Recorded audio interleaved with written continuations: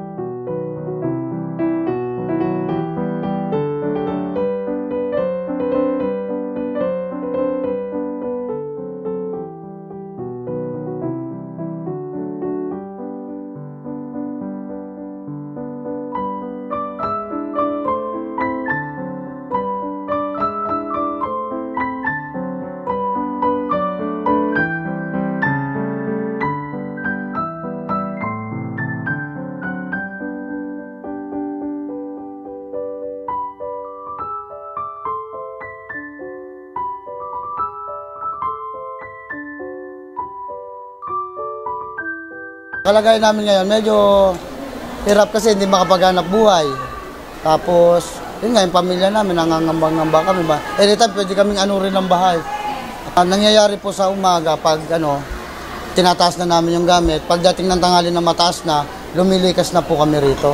Pinababayaan na namin yung bahay namin. Then, pagdating ng gabi, umuwi kami para maglimas. Tapos, i-secure yung bahay namin, tapos balik na po rito.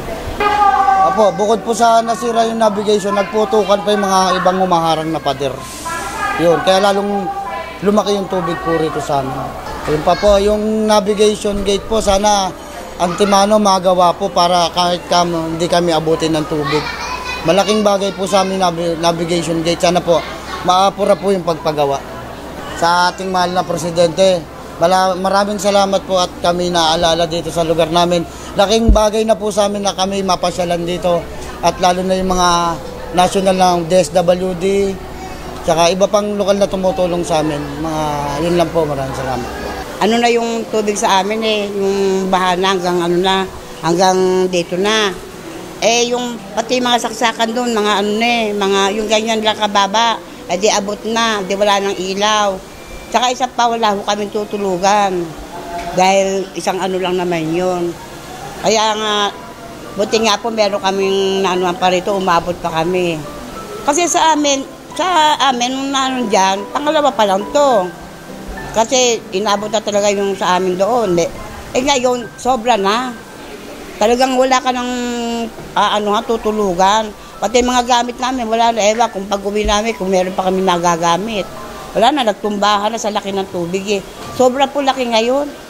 Hindi, ang sabi po sa amin, hanggang baha pa at may pwede kami rito. Ngayon kung wala na naman, kahit namang hindi kami pauwi, magkukusa namin kung pwede na namin linisin yung aming bahay doon at doon na kami. Mahirap po rito Bagay kahit paano naman hindi tayo nawawala ng tulong. Wala kami kasi kamukha yung bagyo.